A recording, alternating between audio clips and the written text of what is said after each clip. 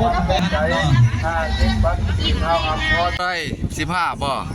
โอ้15,000พี่น้องฝากรถเนาะอ๋อสะดวกสบายพี่น้องแคมท่า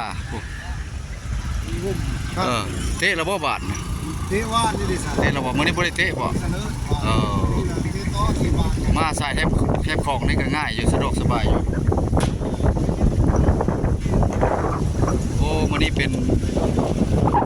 มื้อที่ว่าอันนั้น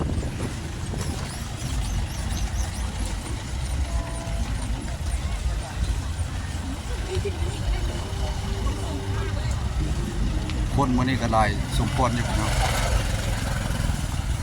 อันนี้ทางแคมป์ของดัดแคมป์ของเนาะปีนี้นี่สบายอยู่ปีนี้เนาะสะดวกสบายมันมี2ประตูทางเข้าโอ้สบายดีพ่อพัดมากับไผเดียวโอ้บ่ได้เอาแพทย์มาบ่สบายดี FC เด้อเข้าไปติดตามเพิ่นนะ FC เฮาเด้อไปเล่นบุญพี่น้องไปเล่นบุญเข้าไปเบิ่งงานพัดพี่เด็กสิม่วนอยู่เข้าไปเบิ่งในเนาะมื้อนี้เด้อเบิ่งไปจะเล่นบุญมาพี่น้องโล10,000มันเข้าขายเป็นโลมัดละโลบ่นี่ฮะ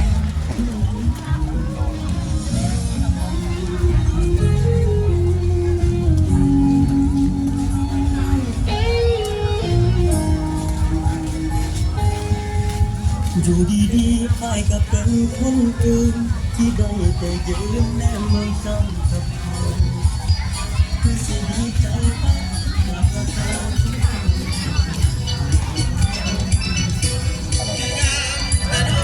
สัตว์เพิ่งถือว่าแล้วเราเพิ่นเปลี่ยนระบบใหม่พี่น้องเพิ่นเปลี่ยนระบบใหม่เนาะเพราะว่าเพิ่นแห่9 โมงเพิ่นมาเว้าใหม่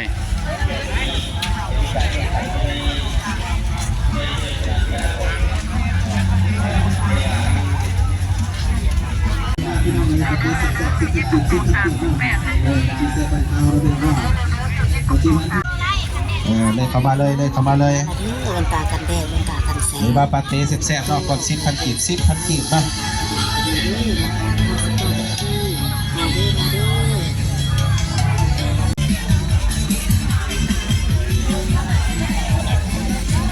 บ่แปลกสิเข้าทางนี้บัดนี้เนาะพอดีเซ็นทางเป็นโปรโมชั่นพิเศษทุกอย่างเนาะมาเลยเข้าทางนี้ก่อน150,000 กีบมาครับมุทนาตามมานางแล่มาจากบ้านทำ3,000 กีบสาธุและมีศรัทธาครอบครัวแม่บ้านป่า3,000 กีบและก็ศรัทธาแล้วก็มีศรัทธาไปเกียรติมาใหม่เนาะเงินจากเศรษฐีเนาะแล้วก็มีศรัทธานางสมดี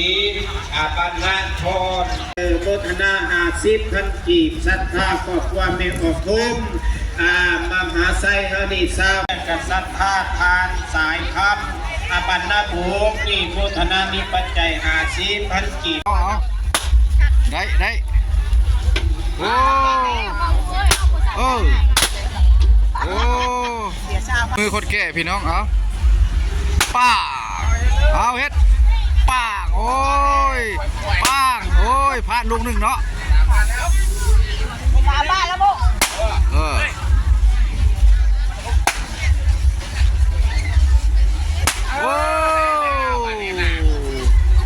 ร้อยเขาลามปิ้งไก่เปียบพี่น้องโอ้ย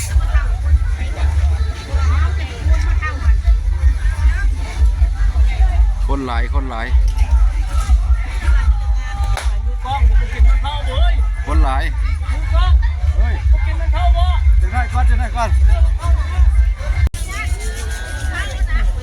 โอ้เขาลามพี่ไก่ในลายพี่น้องเพราะว่า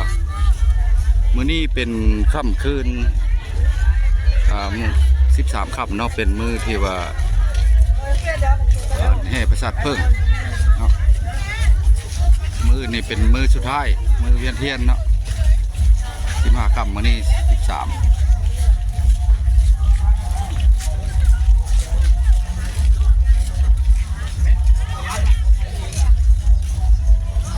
งานปีนี้ก็สมควรพี่น้องบริเวณเดินเผาบ้านเฮาหลายเลยพี่น้องเผาขายเป็นหมื่นบ่มันเผานะ เป็นโลนะคะ หมื่นเท่าไหร่ โล10,000 หมื่นละแสนเนาะโอ้มันเผาหลายมันเผามาจากบ้านไหนเนาะ ว้าวไม่ค้ามาแต่วัดทางงาม โอ้ทางงามเฮาพี่น้องบ้านเผาทางงามเนาะโอ้เจโกะเนาะมาจะคืนแล้วนี่ ไอ้จองคือ สองคืนละมันเผาเนาะแวะไปกระซื้อเด้อพี่น้องมันเผาบ้านทางงามของเฮาเนาะ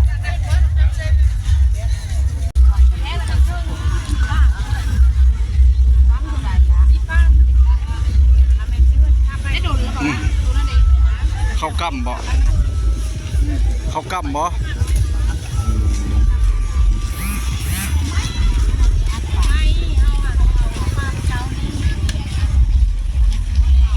เอาได้ไหม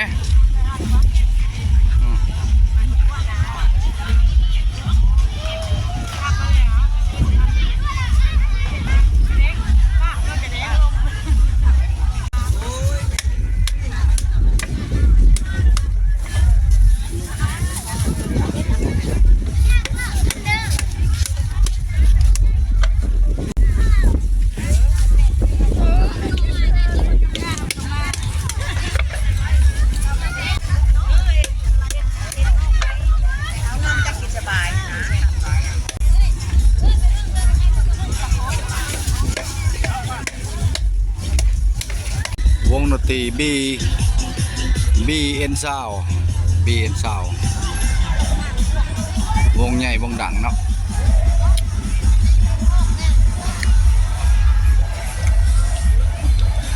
แปะทัดเลยท่านผู้ชมเนาะแปะทัดวงดนตรีใหญ่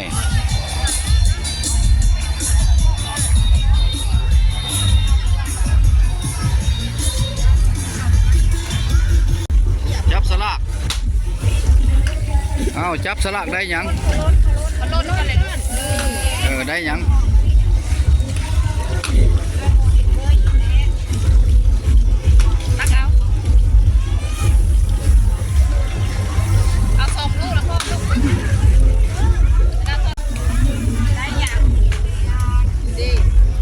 ได้ยัง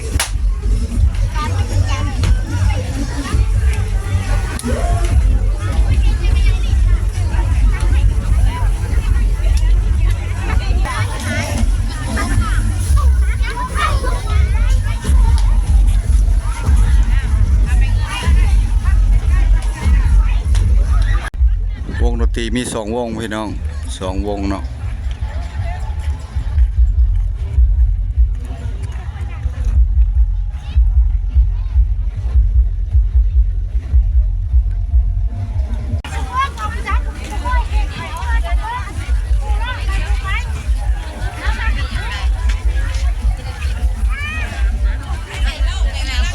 เจ้าปลาบ้ามกุ้งต้องลองเข้าไปเบิ่งเนาะ ยาวตัวนึง35,000กี้ เจ้าปลาบ้ามกุ้งต้องลอง ดูเสียถ้าต้องว่ามาละจนมาเอาแต่ต้องจะมาให้ลังบริลงก็จะนั่งมาเตะนาเกิดนานาจันทว่าเขานี่ตัวนี้ยำบ่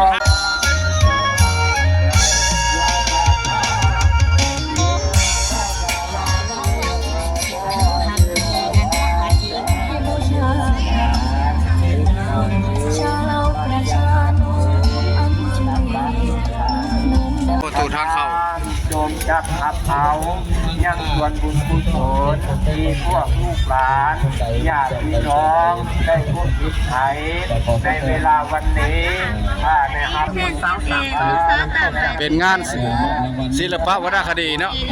สลับกันครับการแสดงก็ได้เป็นอย่างนี้พี่น้อง จากที่มาช่วยลุกมาลุกมันตัดมาลุกอาหารหมดเลยยาโอ้ปัจจุบันมาดูดูตา ปีนี้พิเศษมีพี่น้องส่งกองแท้จากบ้านนอกของเมืองขับเกิดแขวงบริคำไซจะได้มาเข้าร่วมเนาะมาพร้อมสบาตยาดน้ำน้ำพระอาจารย์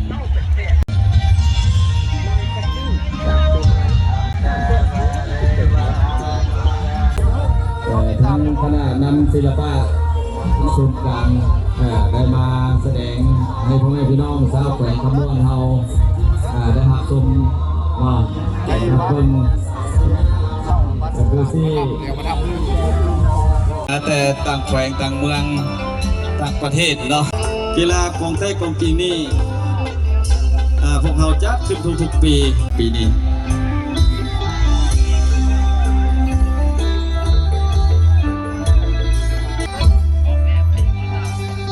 และบ้านสังเมืองเซบังไฟบ้านพัดแจงความพร้อมไปสิ่งที่3กองมาเดียวตีเดียวบางเทื่อน้องพี่น้องกองเมืองเดียวตีเดียวยกที่1นับแต่1 หด 3 1 2 3แต่ว่ากองคู่ใดดังคู่ใดบ่ดังแนวสิฟังแน่นอนการนักกีฬาบาเต้เขาเห็นกับ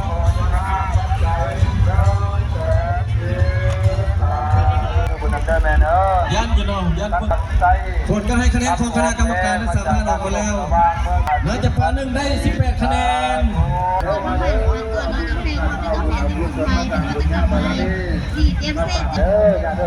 ประกาศอนุโมทนาหมายมีครอบครัวเมตตาบา ต่อไปกองแท้ไม่ได้ทำให้ได้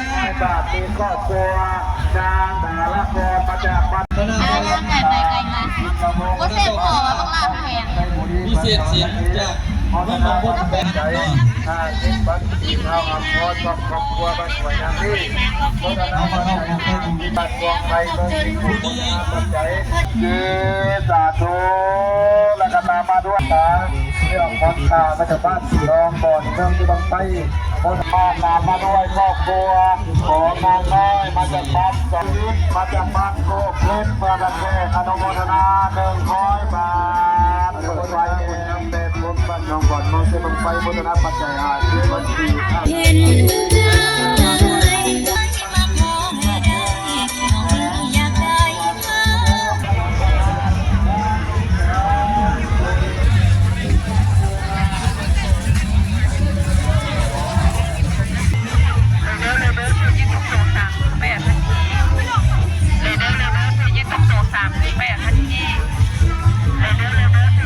เป็นเมื่อยมาอย่าดมไปดมไหนเด้อ